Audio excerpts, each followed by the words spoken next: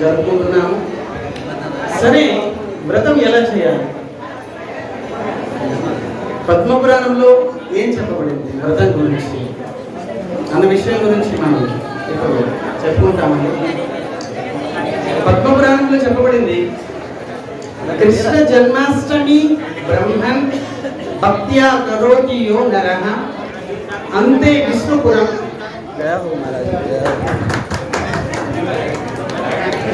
కృష్ణ జన్మాష్టమి బ్రహ్మన్ భక్త్యా కరోతి యో నరః అంతే విష్ణుపురం యాతి కుల కోటితో ద్విజ. పద్మపురాణంలో రేపు వ్రతం గురించి చెప్పబడిందండి. వ్రతం ఎలా చేయాలి, చేయడం వల్ల ఫలితం ఏంటి? కృష్ణ జన్మాష్టమి బ్రహ్మన్ భక్త్యా కరోతి యో నరః. నరః ఏ మనిషి అయితే, ఎవరైతే భాగ్యవంతులో, అది కూడా భక్తి శ్రద్ధలతోటి కృష్ణ జన్మాష్టమి రోజు వ్రతం చేస్తారు, ఉపవాసం చేస్తారు, వారు చాలా భాగ్యవంతులు. చూడండి, ఈ వ్రత ఉపవాసాలు అనేది మనుషులకు మాత్రమే, దేవతలకు కూడా అవకాశం లేదు. చూడండి, దేవతలు వ్రతం చేయాలి, ఉపవాసం చేయాలి, కృష్ణాష్టమి, రామనవమి ఇవన్నీ చేయాలంటే మళ్ళీ మనిషిగా పుట్టాలి. అది కూడా భరత వర్షంలో, అది కూడా రాజమండ్రిలో మన టెంపుల్కి రావాలి. అప్పుడే వ్రతము ఉపవాసం చేయగలరు దేవతలైన సరే. వారు మనిషి అయి పుట్టాలి, అప్పుడే సాధ్యం. కనుక దుర్లభమైన మనిషి శరీరం మనం పొందాము కనుక మనం అందరం కూడా రేపు వ్రతం తప్పనిసరిగా మనం చేస్తున్నాం, ఉపవాసం చేస్తున్నాం. సరే, ఈ విధంగా వ్రత ఉపవాసం చేయడం వల్ల ఫలితం ఏంటి? అంతే విష్ణుపురం యాతి. విష్ణుపురం అంటే వైకుంఠ లోకానికి వెళతాం ఎవరైతే వ్రతం రేపు చేస్తారు. మళ్ళీ సరే స్వామి, మళ్ళీ వచ్చే జన్మాష్టమి చూద్దాం చేద్దామంటే ఈ శరీరము అప్పటిదా ఉంటున్నాయి. పోనీ ఇంతకుముందు జన్మాష్టమి రోజు ఉన్నవాళ్ళు ఈ జన్మాష్టమి చాలా మంది లేరు. వాళ్ళు కూడా చేద్దాం అనుకున్నారు, కానీ ఉన్నారా? మనం కూడా చేద్దామంటే మళ్ళీ వచ్చే జన్మాష్టమికి మేము ఉండకపోవచ్చు. ఎవరు తెలుసు? మీరు ఉండాలండి, దాని కనుక ఈ క్షణమే మంగళం కోసం, ఆత్మ కళ్యాణం కోసం, ఆత్మ సాక్షాత్కారం కోసం ఈ క్షణమే ప్రయత్నించేవాడే బుద్ధిమంతుడు. ఎవరైతే బుద్ధిమంతుడు, భాగ్యవంతుడు ఈ క్షణం నుంచి ఆత్మ కళ్యాణం కోసం తన శక్తి శాయశక్తులు ప్రయత్నిస్తాడు, వాడే నిజంగా ఆత్మ కళ్యాణాన్ని పొందుతాడు. దేవతలు సైతం అతన్ని చూసి అసూయ చెందుతారు. మనిషి పుట్టి వీడు బాగా భక్తి చేస్తున్నాడు, నాకు దుర్భాగ్యం మనిషి అయింది పుట్టలేదు అని వారు మిమ్మల్ని చూసి అసూయపడతారు. మరి ఈ విధంగా భక్తితోటి రేపు వ్రతం చేయాలి, ఉపవాసం చేయాలి. అసలు వ్రతం అంటే ఏంటి? అసలు ఉపవాసం అంటే ఏంటి? ఉపవాసం, ఉప అంటే దగ్గరగా, వాసం అంటే ఉండడం. ఎవరి దగ్గరగా? భగవంతుని దగ్గరగా. అంటే ప్రతి క్షణము భగవంతుణ్ణి తలుచుకోవడమే, స్మరించడమే ఉపవాసం. అంతేగాని ఏం తినకుండా ఇంట్లో మేము నిద్రపోతాం, పడుకుండిపోతాం, లేకపోతే టీవీ చూస్తాం, సినిమా, ఏం తినకుండా ఉంటాం. మరి ఇది నిజమైన వ్రతం, ఉపవాసం కాదు. ఉపవాసం వ్రతం సమయంలో ఏం తీసుకోకూడదు. రేపు ప్రత్యేకంగా చూడండి, కృష్ణాష్టమి, జన్మాష్టమి సంవత్సరం ఒకసారి. రేపు ఉపవాసం ఉన్నవారు కోట్ల ఏకాదశి ఫలితం పొందుతారు. ఒక కోటి ఏకాదశి ఎవరైతే ఉపవాసం ఉంటారో, రేపు ఒక్కరోజు ఉపవాసం ఉంటే కోటి ఏకాదశి ఫలితం లభిస్తుంది.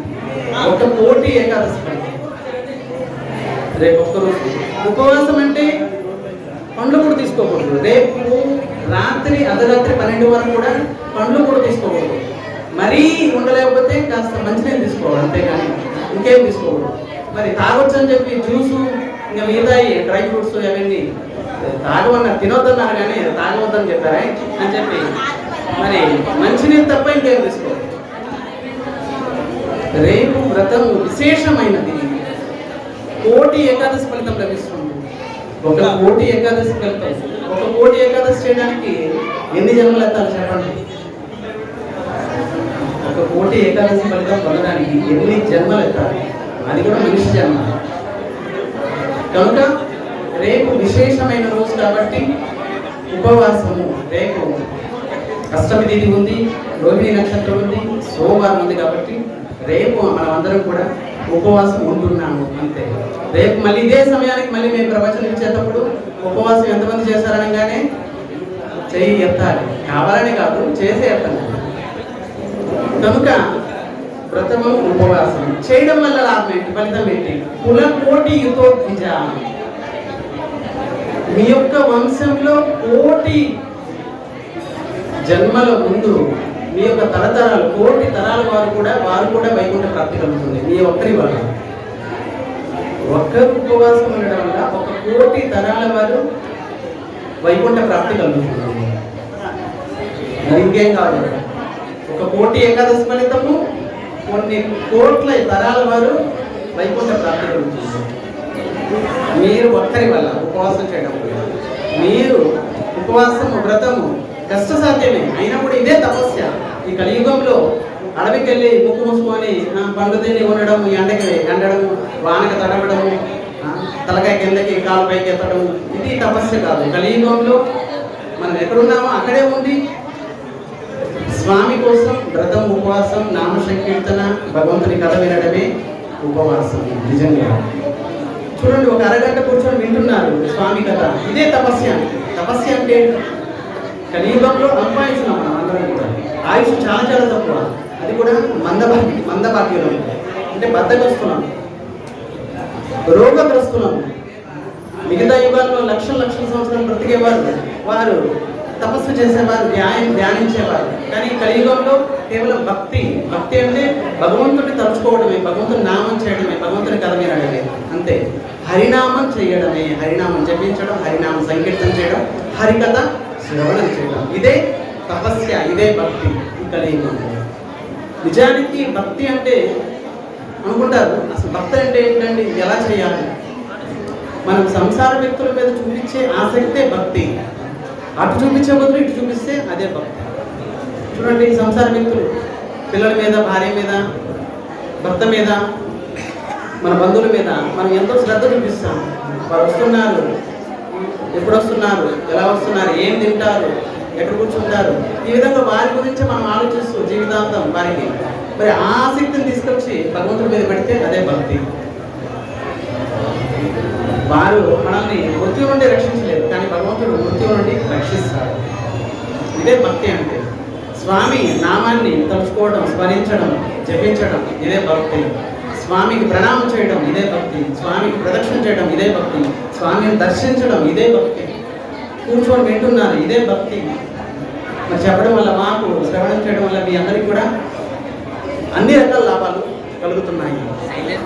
మరి ఇంకేం, మరి ఇదే భక్తి అంటే.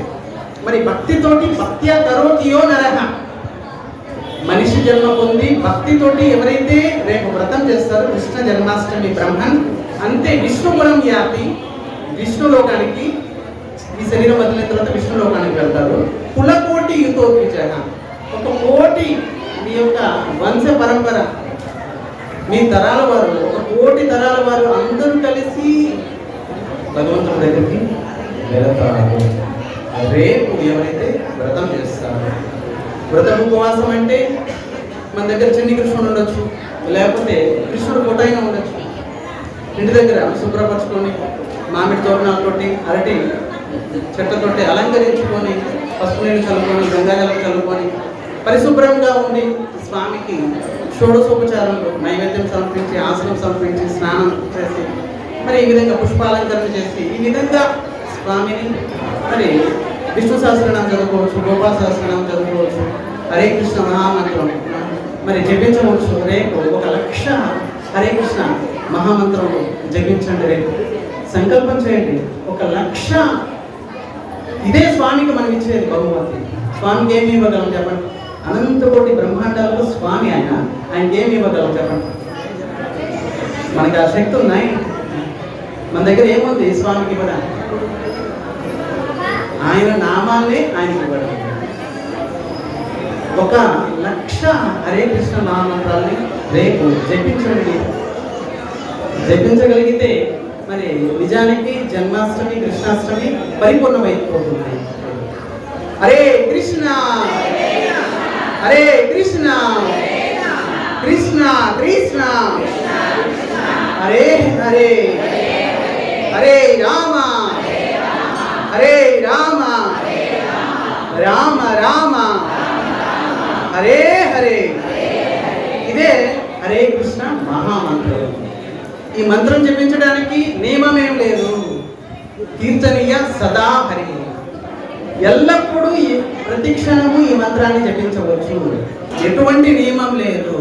మంత్రాలకి పూజకి నియమం ఉంది. స్నానం చెయ్యి, మంచి బట్టలు వేసుకో, అలా కూర్చో, ఇలా కూర్చో, అటువైపు కూర్చో, ఇటువైపు కూర్చో, ఇలా రకరకాల నియమాలు ఉన్నాయి. కానీ ఈ మహామంత్రం జపించడానికి ఎటువంటి నియమం లేదు. నియమం నాస్తి.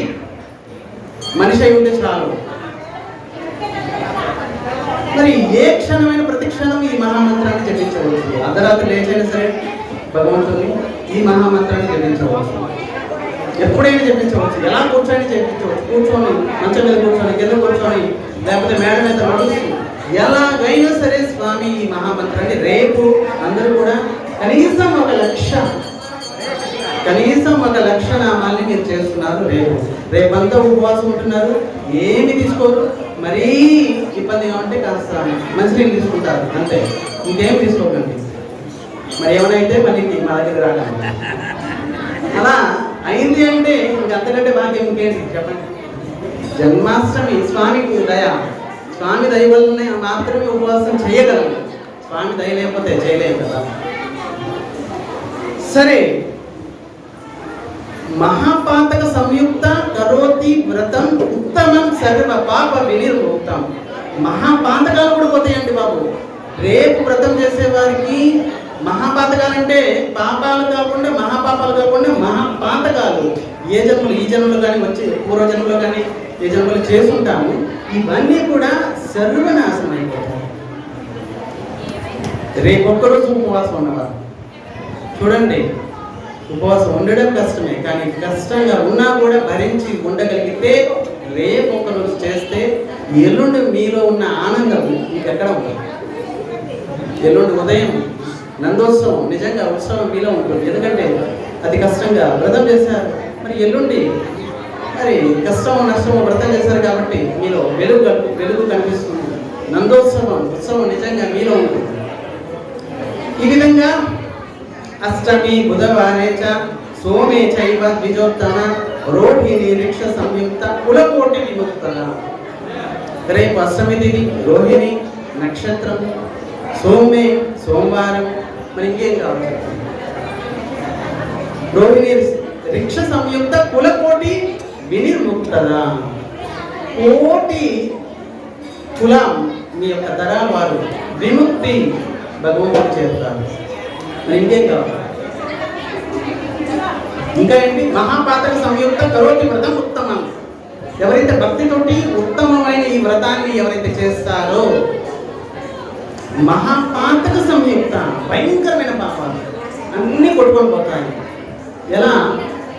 రాజమండ్రి అంతా దూది ఉందండి, దూది.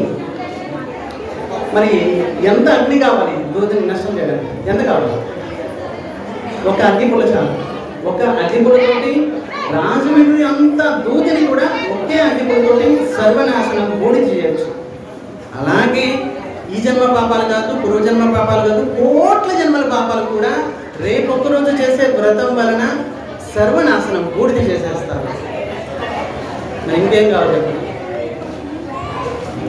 అతి ఉత్తమమైన వ్రతం ఎవరైతే చేస్తారో, మహాపాతక సంయుక్త కరోతి వ్రతం, మహాపాతకాలు పోతాయి.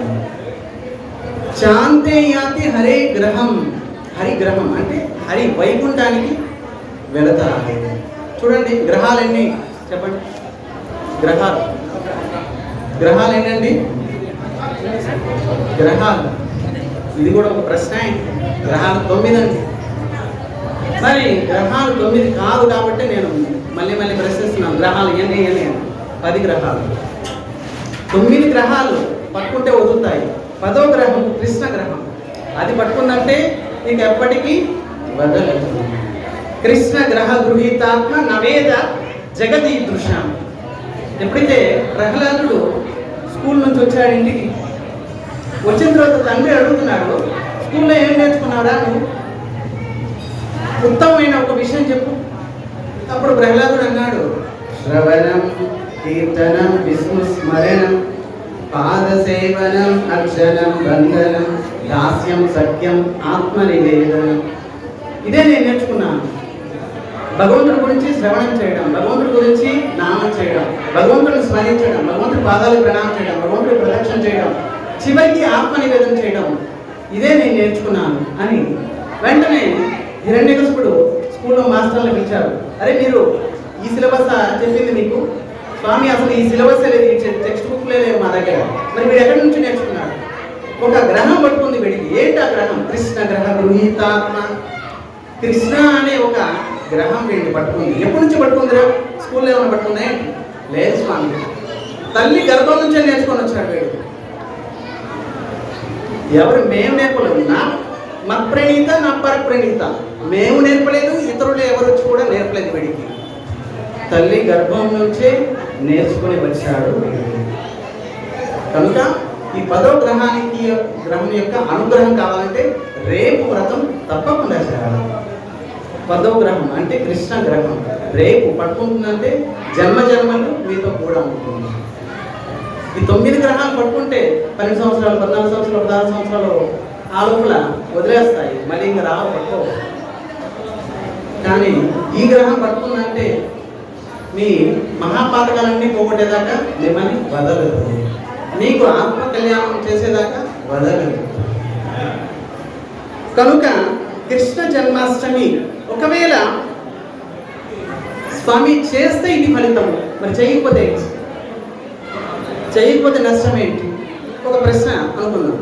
మరి ఇక్కడ చెప్తున్నారు పద్మపురాణంలో, కృష్ణ జన్మాష్టమి బ్రహ్మన్ నా కరోతి నరాధమ ఏ దుఃఖం అవాప్నోతి సప్రత్య నరకం వ్రజేత్.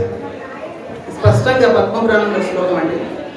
ఇక్కడ చెప్తున్నారు, కృష్ణ జన్మాష్టమి బ్రహ్మన్ నా కరోతి, ఎవరైతే చెయ్యరో, నరాధమ వాడు నరులలో అధముడు. మనుషులలో ఎంతమంది మనుషులు ఉన్నారో వాళ్ళందరిలో కూడా అధమ అంటే పతితుడైన వాడు. అటువంటి నరాధముడు అంటే నిజానికి మనిషి రూపంలో ఉన్న పశువు నిజానికి, ఎందుకంటే వ్రతం చేయలేదు. నాకరోతి నరాధమ ఏ దుఃఖం ఆప్నోతి, ఈ జన్మలో ఎలాగో దుఃఖం కలుగుతుంది. సప్రత్య నరకం వ్రజేత్, వాడు సునిశ్చితంగా నరకం వెళ్తాడు. ఎందుకంటే వాడు చేసుకున్న పాపాలే వాడిని నరకానికి తీసుకెళ్ళిపోతాయి. ఎవరైతే రేపు వ్రతము చెయ్యరు. సరే స్వామి, వ్రతము మా ఇంట్లో చాలామంది ఉన్నారు, ఆ మిగతా వాళ్ళు చేస్తారు, నేను చేయకపోతే పర్వాలేదు. మా ఆవిడ చెప్పేస్తాను వ్రతం చేసేస్తాను, నేను చేయకపోయినా పర్లేదు. లేకపోతే మా భర్త వ్రతం చేసేస్తారు, ఏం పనేం లేదు, నేను ఇంట్లో అన్ని పనులు ఉన్నాయి, వంట చేయాలి, బట్టలు చేయాలి, అన్నీ చేయాలి, నేను చేయకపోయినా పర్వాలేదు కదా, మా భర్త చేస్తారు. ఇలా అనుకోవచ్చు. అలా అనుకోవడానికి కుదరదు. మరి ఇక్కడ ఆడవాళ్ళు మగవారు, చిన్నవారు పెద్దవారు ఇటువంటి భేదం ఏం లేదు, అందరూ కూడా వ్రతము తప్పనిసరిగా చెయ్యాలి. నకరోతి చెయ్య నారి, ఒకవేళ ఆడవారు చేయలేదు మరి వారికి ఏంటి నష్టం ఏంటి? కృష్ణ జన్మాష్టమి వ్రతం వర్షే వర్షే చసమూఢ నరకం యాతి దారుణం, దారుణమైన నరకంలోకి వెళ్తుంది నారి అంటే స్త్రీ, ఆడవారు. ఎవరైతే వ్రతం చెయ్యరు రేపు నాకరోతి చెయ్య నారి ఆడవారు. కృష్ణ జన్మాష్టమి వ్రతం వర్షే వర్షే చసమూఢ అంటే సంవత్సరాలు పొడవున, వందల వేల సంవత్సరాల పొడవున నరకం యాతి దారుణమైన నరకంలో వాసం చేయాల్సి వస్తుంది ఎవరైతే వ్రతం చేయరు. సరే, కృష్ణాష్టమి రోజు ఇవన్నీ శాస్త్రంలో చెప్తుంటారు, ఇవన్నీ పాటిస్తే అయిపోతాయి. మనసు చూడండి, మనసు మనకి రకరకాల ఐడియాలు ఇస్తుంది, ఉపాయాలు ఇస్తుంది. సరే, ఒకవేళ మనసు అనుకూలమైన కృష్ణ భక్తి చేసే మనసు అయితే మనకి అనుకూలమైన ఐడియాలు ఇస్తుంది. ఒకవేళ ప్రతికూలమైన మనసు అయితే మన శత్రువే అవుతుంది మనసు. కనుక ఇవన్నీ చెప్తూ ఉంటారు. చేయకపోతే ఏమైంది ఏంటి, పోయినసారి చేసామా, అంతకుముందు చేసామా, ఈసారి విన్నాము, వినకపోతే అసలు చేసేవాళ్ళమా, రకరకాలుగా ఆలోచిస్తారు. మరి తింటే ఏమవుతుంది? జన్మాష్టమి దినో యోపై నరో స్నాతి మూడది. స్నాతి అంటే తిన్నవాడు, ఏం తిన్నా సరే, అది పండ్లు కానీ ఇంకా మిగతా అన్నం ఏది తిన్నా సరే. మహానరకం అస్నాతి సత్యం సత్యం వదామ్యహం. వ్యాసదేవులు అంటున్నారు, నేను నిజం చెప్తున్నాను, సత్యం సత్యం వదామ్యహం. ఎవరైతే రేపు తింటారో, కనీసం ఉండలేకపోతే మంచినీళ్ళు, లేకపోతే పన్నెండుదాకా నీళ్ళు తీసుకోకుండా ఉండగలిగితే ఇంకా ఉత్తమం, అతి ఉత్తమం. ఒకవేళ ఉండలేకపోతే నీళ్ళు తీసుకుంటారు. మహానరకం అస్నాతి సత్యం సత్యం వదామ్యహం. నేను సత్యం చెప్తున్నాను, నేను నిజం చెప్తున్నాను. మరి ఎవరైతే తీసుకుంటారో, తింటారో, భుజిస్తారో, మహానరకం, భయంకరమైన నరకంలో నరకయాత్రను అనుభవిస్తారు. రేపైతే తీసుకుంటారు, తింటారు. సరే, రేపు ఈ విధంగా మహామంత్రాన్ని 1,00,000 సార్లు మనం జపిద్దామని సంకల్పం చేద్దాం. అలాగే విష్ణు సహస్రనామం, గోపాల సహస్రనామం, భగవద్గీత, భాగవతం, రకరకాల పురాణాలు ఉన్నాయి. అలాగే కృష్ణ జన్మాష్టమి గురించి భాగవతంలో చెప్పబడింది. ఆ యొక్క ప్రసంగాన్ని మనం చెప్పుకుంటాం. ఎలాగో భాగవతంలో మనం చూసి చదువుకోవచ్చు.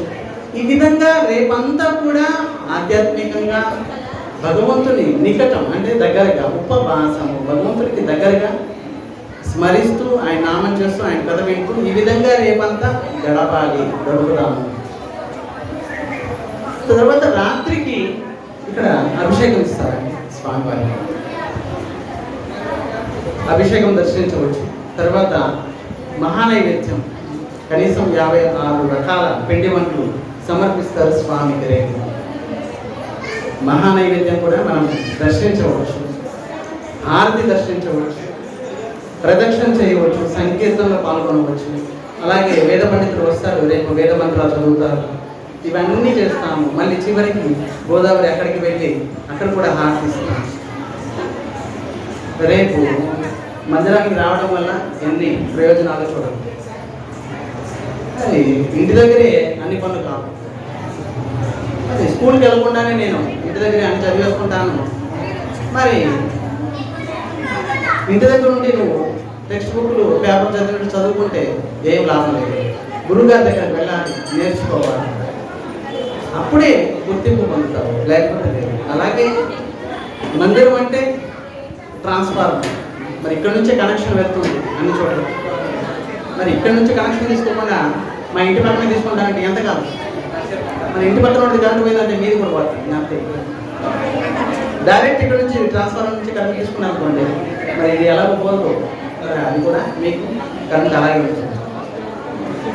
కనుక రేపు జరిగే సరే, అసలు ఉపవాసము వ్రతం చేయడం వల్ల కలిగే మొట్టమొదటి లాభము హృదయము పరిశుద్ధమవుతుంది, చిత్తశుద్ధి. అనేక కోట్ల జన్మల యొక్క కర్మ వాసన అనేది మనల్ని పాపం చేయడానికి ప్రేరేపిస్తుంది. పాపం చేయడానికి ఎవరికైనా ఇష్టమా? పాపం అనేది తప్పని తెలుసు, చేయకూడదని తెలుసు, చేయడం వల్ల నరకవేద్దామని తెలుసు, అన్నీ తెలుసు కూడా మళ్ళీ పాపమే ఎందుకు చేస్తున్నామంటే ఈ పాప వాసన అనేది మనల్ని అటువైపుకి నెట్టేస్తుంది. ఈ పాప వాసన ఖాళీగా ఉండదు. మరి 3 గుణాలతో ఉంటుంది, సత్వగుణము, రజోగుణము, తమోగుణము. 3 గుణాలతో ఉంటుంది. మీరు సాత్వికులైతే సత్వగుణం మిమ్మల్ని నెట్టేస్తుంది. మీరు రాజసిక గుణవంతులైతే రజస్సు, రాజోగుణము, రజోగుణము మిమ్మల్ని నెడుతుంది. మీరు తామసిక గుణానికి చెందిన వారైతే తమో గుణము మిమ్మల్ని నెడుతుంది ఆ పని చేయడానికి. ఒకసారి చూడండి, అబ్బా ఈరోజు మందిరంకి స్వామిని దర్శించగా అబ్బా నాకు అసలేం బాగాలేదు, సాయంత్రం ఎలాగైనా సాయంత్రం వెళ్ళి స్వామిని దర్శిస్తాను, ఒకసారి స్వామి ప్రదక్షిణ చేసి వస్తాను, ఒకసారి స్వామి ఎదురుగా కూర్చొని కాస్తాను, హరినామం చెప్పిస్తాను అని వస్తూ ఉందంటే విశుద్ధమైన సాత్విక గుణంలో మనం ఉన్నాము. ఆ గుణమే మనల్ని నెడుతుంది స్వామి దగ్గర. పూర్వజన్మలో ఎంతో కొంత భక్తి చేశాము, ఆ భక్తే మనల్ని స్వామి దగ్గర నెడుతుంది. ఇంటి దగ్గర కూర్చుంటే ప్రశాంతంగా కూర్చోలేము, లేదు స్వామికి ఒకసారి దర్శనం చేస్తాం, ప్రదక్షిణ చేసి వస్తాను, అప్పుడే నా మనసు ప్రశాంతంగా. అని ఇది అనుభవంలో వస్తుంది ఎవరికి. అలాగే రజో గుణంలో ఉన్న వ్యక్తి విషయభోగంలో ఉంటాడు ఎప్పుడు కూడా. ఇక తమో గుణంలో ఉన్న వ్యక్తి నిద్ర ఆలస్యం బద్ధకంలో ఉంటాడు ఎప్పుడు కూడా. వాడు ఏ పని చేయడానికి ఇష్టపడతాడు. రేపు చేద్దాం, రేపు చూద్దాం అంటూ కాలం గడిపేస్తాడు. ఇక నిద్రపోయినట్లే శరీరం వదిలేస్తాడు. కనుక ఈ గుణాలు అనేది ఈ విధంగా పనిచేస్తాయి. దీన్ని కర్మ వాసన అంటారు. ఈ కర్మ వాసన ఉండిపోతుంది, ఒక జన్మన నుండి కాదండి. ఇది ఒక మెమరీ కార్డు. చూడండి, మెమరీ కార్డు మన దగ్గర ఉంది. అందులో పాటలు, వీడియోలు, మరి ఏమైతే మనము డౌన్లోడ్ చేసామో అవే వస్తాయి. కొత్త ఏమన్నా ఇంక వేరే ఏమైనా వస్తాయి. ఏవైతే ఆల్రెడీ డౌన్లోడ్ ఉన్నాయో దాంట్లో ఏ పాటలు అయితే, ఏ వీడియోలు అయితే డౌన్లోడ్ చేస్తున్నాము, మెమరీ కార్డు లోపల పెట్టగానే, ఫోన్లో పెట్టగానే అవే వస్తాయి. కొత్తగా అలాగే ఈ జన్మలో, పూర్వజన్మలో, ఆ పూర్వజన్మలో మనం చేసిన కర్మను బట్టి, మన యొక్క ఆసక్తిని బట్టి ఈ ప్రారంభం అంటారు దీన్ని. ఈ ప్రారంభం అనేది వస్తుంది. ఇప్పుడు ప్రస్తుతం మనము భక్తి చేయడానికి ప్రయత్నిస్తున్నాము, ఎంతో కొంత నామం చేయడానికి, భగవంతుని సన్నిధిలో ఉండడానికి ప్రయత్నిస్తున్నాము. కానీ పూర్వజన్మలో, ఆ పూర్వజన్మలో మరి అంత భక్తులు కాకపోవచ్చు. మరి పూర్వజన్మలో చేసిన కర్మ మనమే చేసాం కాబట్టి మనల్ని వెంటాడుతుంది. దీన్నే ప్రారంభం అని అంటారు. కర్మ 3 రకాలండి. కర్మ 3 రకాలు: ప్రారంభము, సంచితము, క్రియమానము. క్రియమానము అంటే ప్రస్తుతం మనం చేసేది. ఇప్పుడు ఈ జన్మలో కానీ, ఇప్పుడు కానీ, ఈరోజు కానీ, నేను కానీ ఇప్పుడు ప్రస్తుతం చేస్తున్న కర్మని క్రియమాన కర్మ అని అంటారు. సరే స్వామి, నేను ఎవరికే కష్టం ఇవ్వలేదు, మా ఇంట్లో కానీ, మా ఇంటి పక్కన నా మీద అందరూ గొడవలు వస్తున్నారు, మరి నేనేమి వారికేమి కష్టం లేదు. అరే, పూర్వజన్మలు చేసావు ఏదో కొంత, ఆ కర్మ ఫలితమే భర్త రూపంలో దొరుకుతాడు, భార్య రూపంలో, పిల్లల రూపంలో బాగానే కష్టము సుఖం ఇస్తున్నారంటే ఇదే ప్రారంభం. ప్రారంభ కర్మ వల్లే మనకి భర్త, భార్య, పిల్లలు, బంధువులు, ఇల్లు, వాకిలి ఇవన్నీ ప్రారంభం వల్లే లభిస్తాయి. ఈ జన్మలో చేసుకున్నవి మళ్ళీ నెక్స్ట్ జన్మలో, తర్వాత భవిష్యత్తులో మనం అనుభవిస్తాం. ఇది క్రియమానది. ప్రస్తుతం మనం చేసే కర్మని మనం అనుభవించడం లేదు. ఇప్పుడు అనుభవించేది ఇదంతా కూడా ప్రారంభము. పూర్వజన్మలో, పోయిన జన్మలో, ఆ పోయిన జన్మలో ఏమేమి చేశామో దాన్నే ప్రారంభం అని అంటారు. ప్రస్తుతం చేసేది క్రియమానం. ఇక సంచితము, 3వ కర్మ ఉంది, సంచిత కర్మ. సంచితం అంటే ఇంకా పరిపక్వ స్థితిలోకి ఇంకా రాలేదు. పూర్వజన్మలో చేశాము, ఇంకా ప్రారంభంలోకి రాలేదు, వస్తుంది భవిష్యత్తు. కనుక 3 రకాల కర్మలు: క్రియమానము, సంచితము, ప్రారంభం. ప్రస్తుతం అనుభవించేది ప్రారంభం, ప్రస్తుతం మనం చేసే కొత్త కర్మ ఇదే క్రియమానము. ఇక సంచితము, సంచిలో ఉన్నవి చూడండి. ఎగ్జాంపుల్, అన్నం వండుకున్నాను, ఇప్పుడు వండిన పాత్రలో అన్నం ఉంది, అది ఎవరు తింటారు? మనమే తింటారు, మనం వండుకున్నాం కదా. ఇది ప్రారంభం. పాత్రలో అన్నం ఉంది, ఇప్పుడే వండుకున్నాను, 10 నిమిషాలు కాకపోతే ఇంకొక అరగంట తర్వాత మనమే తింటాం, వండుకున్నాం. ఇది ప్రారంభం, మనం అనుభవించక తప్పదు. సంచిలో ఉన్నవి సంచిత కర్మ అని అంటారు. సంచిలో ఉన్నాయి, ప్రస్తుతం సంచిలో ఉన్నాయి. మనం చేసుకునే ప్రస్తుత కర్మ దీన్ని క్రియమానం అని అంటారు. ఇవి పొలంలో ఉన్నవి మన దగ్గర రావచ్చు, రాకపోవచ్చు, అది మనం చేసే కర్మను బట్టి ఉంటుంది. కానీ సంచిత కర్మ, సంచిలో ఉన్నవి మనం వాడచ్చు, వాడుకోవచ్చు. కానీ పాత్రలో వండిన అన్నము మనమే భుజించాలి. దీనే ప్రారంభం అనేది. కొత్త కర్మ చూడండి, కొత్త కర్మ చేయడానికి మనకే అవకాశం, మనుషులకే అవకాశం. దేవతలకు కూడా లేదండి. పాపం చేశాడు, నరకం వెళ్ళాడు, వాడికి కొత్త కర్మ చేయడానికి అవకాశం లేదు. పుణ్యం చేశాడు, స్వర్గానికి వెళ్ళాడు, వాడికి కొత్త కర్మ చేయడానికి అవకాశం లేదు.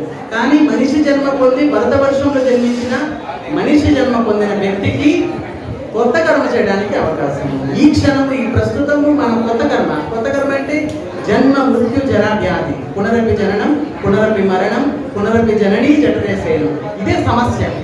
మళ్ళీ మళ్ళీ జన్మించడం, మళ్ళీ మళ్ళీ చావడం, ఇదే సమస్య. సమస్య అంటే తినడము, తాగడము, బట్టలు లేవు, అది ఇల్లు వాక్యం లేదు, భర్త బాగా మంచి అవుతారు, పిల్లలు మా మాట వినడం లేదు, ఇది సమస్య కాదు, ఇది తాత్కాలిక. సమస్య ఏంటంటే మళ్ళీ మళ్ళీ జన్మిస్తున్నాము, ఇదే సమస్య. ఈ సమస్య నుంచి, ఈ సంసార చక్రం నుండి, జన్మ మృత్యు జర వ్యాధి చక్రం నుండి బయటపడటానికి ప్రయత్నించడమే ఈ కొత్త కర్మ. ప్రస్తుతము మామేక చరణ ప్రజ మాయామేతి తరంతితే. కృష్ణుడు అంటున్నాడు, ప్రస్తుతం నన్ను శరణ పొందితే తప్పకుండా ఈ సంసార చక్రం నుండి నువ్వు బయటపడిపోతావు. అన్ని పాపాల నుండి బయటపడి యద్గత్వా నా నివర్తంతే తద్దామ పరమాత్మ. ఎక్కడికి వచ్చిన తర్వాత మళ్ళీ తిరిగి ఈ దుఃఖాలయానికి రావాల్సిన అవసరమే లేదు, అదే నా లోకం అని కృష్ణుడు అంటున్నాడు. స్వర్గానికి వెళ్ళాము, క్షీణే పుణ్యం మధ్య లోకం విశంతి. పుణ్యం క్షయం అయితే మళ్ళీ ఇక్కడే పుట్టాలి. నరకం వెళ్ళాము, పాపం చేసాం, నరకం వెళ్ళాము, అయిపోయిన తర్వాత మళ్ళీ ఇక్కడే పుట్టాలి. అది ఏ జీవ జంతువులైనా కావచ్చు, మనిషి అని కాదండి. మనిషి జన్మ మళ్ళీ మళ్ళీ రాదండి, చెప్తున్నాం. మనిషి జన్మ మళ్ళీ మళ్ళీ రాదు. 84 లక్షల జీవరాశుల యోనులు ఉన్నాయి, 84 లక్షల జీవరాశులు. మనిషి జన్మ అనేది అత్యంత దుర్లభం. మరి మనిషి జన్మ ఎవరికి లభిస్తుంది? స్వామి దయ ఏ జీవి మీద పడుతుందో ఆ జీవికి మాత్రమే ఈ సంసార చక్రం నుండి బయటపడడానికి ఇచ్చే ఒక అవకాశం, ఒక ఛాన్స్. ఈ అవకాశాన్ని సద్వినియోగం చేసుకుంటే 3 సార్లు మళ్ళీ మనిషి జన్మ లభిస్తుంది. సద్వినియోగం చేసుకునేవారు ఎలా? భాగవతంలో కథ వస్తుందని. జడభరతుడు భరత మహారాజుగా జన్మించారు, ప్రయత్నించారు. తర్వాత ప్రారంభం వల్ల ఒక జింకగా అయ్యారు. తర్వాత మళ్ళీ జన్మలో బ్రాహ్మణ కొడుకుగా జన్మించి మళ్ళీ భగవంతుని చేరారు. 3 జన్మల ఛాన్స్ భగవంతుడు ఇస్తారు ఎవరికి ప్రయత్నిస్తారు వారు. మరి అసలు ప్రయత్నించిన వారికి మళ్ళీ 84 లక్షల జీవరాశుల్లో మళ్ళీ ఎక్కువ. చూడండి, మిగతా జీవరాశులు మనం చూస్తున్నాం, భగవంతుని పొందే అవకాశమే లేదు. కుక్కలు, కోళ్ళు దాన్ని భగవంతుని పొందుతాయి. చూడండి, జన్మాష్టమి మరి వేడుకలన్నీ చదువుకుంటున్నాం మన మనసులో. చెప్పే ఆయన మనిషి, వినేవారి మనిషి, అందరూ మనసులోనే. మిగతా జీవరాశులు చేసుకుంటున్నాయి. దేవతలు కూడా చేసుకోవడం లేదంటే ఇంకేంటి? దేవతలు కూడా ఈ జన్మాష్టమి, శ్రీరామనవమి, రాధాష్టమి, వామన జయంతి ఇవన్నీ కూడా వారికి కూడా అవకాశం. అసలు మందిరాలే లేవు అక్కడ, అసలు గుళ్ళే లేవు అక్కడ. చేసుకున్న పుణ్యం వారు అనిపిస్తారు అంతే. పుణ్యం అయిపోతుంటే వారికి బాధపడతారు, దుఃఖపడతారు. అదే పుణ్యం ఇంకా ఒక్కరోజే ఉంది, పుణ్యం అయిపోయిందంటే మళ్ళీ నేను కూడా ఈ మధ్య లోకంలో, భూలోకంలో జన్మించాలి. అది కూడా మనిషి జన్మ కాదు. 84 లక్షల జీవరాశులు భ్రమణం చేసి చేసి చేసి చివరికి మనిషి జన్మ. అంతేగాని ఒకేసారి మనిషి జన్మ అయింది. చూడండి, పుణ్యం అంటే ఏంటంటే, ఇప్పుడు చూడండి, మన దగ్గర డబ్బులు ఉన్నాయి, హోటల్కి వెళ్ళాము. మన దగ్గర డబ్బును బట్టి మనం హోటల్ చూస్ చేసుకుంటాం. ఇప్పుడు 3 స్టార్, 5 స్టార్, 7 స్టార్, డాన్స్ హోటళ్ళు, రకరకాల హోటళ్ళు ఉన్నాయి. డబ్బును బట్టి మనం హోటల్లో వెళ్తాం. మన దగ్గర డబ్బులు తక్కువ ఉంటే చిన్న హోటల్కి వెళ్తాం, కాస్త డబ్బు ఎక్కువ ఉంటే పెద్ద హోటల్కి వెళ్తాం, ఇంకా డబ్బు ఎక్కువ ఉంటే డాన్స్ హోటల్కి వెళ్తాం. సరే, ఎంతకాలం ఆ హోటల్లో ఉండగలం? మీ జోబీలో డబ్బున్నంత వరకు. ఏ రోజైతే జోబీలో డబ్బు అయిపోతుందో మరి ఆ రోజు హోటల్ వాడు, అయ్యా రేపు ఒకరోజు అండి, ఇంకా తర్వాత మరి అప్పటి వరకు హోటల్ మేనేజర్ కూడా నమస్కారం సార్, రండి సార్, చూడండి సార్, నాకు కూర్చోండి సార్ అంటూ పలకరించే ఆయన రేపు ఇక మంచినీళ్ళు కూడా ఇవ్వాలి. ఎందుకంటే జోబిలో డబ్బులు అయిపోయాయి. అలాగే పుణ్యం కూడా అంతేనండి. పుణ్యం అయిపోయిందంటే ఇంకా పట్టించుకోరు, తోసేస్తారు. ఇది పుణ్యం. కానీ ఎవరైతే భక్తి చేస్తారో, భగవంతుని భజిస్తారు, వారు భాగ్యవంతులు. వారు ఒక్కసారిగా వైకుంఠం వెళ్తే మళ్ళీ తిరిగి ఈ దుఃఖానికి రావాల్సిన అవసరం లేదు. కనుక ఇంకొక విషయం, రేపు జాగరణ చేయడం అతి ఉత్తమమైన ఫలితం లభిస్తుంది. జాగరణ ఎలాగో 12 దాకా మనం స్వామిని దర్శిస్తాం, అభిషేకం, ఆరతి. మరి 12 దాకా ఉన్నామంటే ఇంకా 3-4 గంటలు ఇంకా అటు ఇటు తిరిగితే అయిపోతుంది. కనుక రేపు పగలంతా ఉపవాసం, రాత్రి జాగరణ. మరి పూర్ణమైన ఫలితం లభిస్తుంది. సంపూర్ణమైన ఫలితం లభించడానికి జాగరణ ముఖ్యము. నిద్రపోతుంది. సరే, మనం ఏం తెలియదు కాబట్టి ఆకలి ఉంటే నిద్ర కూడా రాలేము. కనుక రాత్రంతా కూడా హరినామ సంకీర్తనతో ఏదో విధంగా భగవంతుని కీర్తనతో అష్టకాలు స్తోత్రాలు సహస్రనామాలు చదువుతూ రాత్రంతా గడిపితే సర్వోత్తమ సంపూర్ణమైన ఫలితము లభిస్తుంది.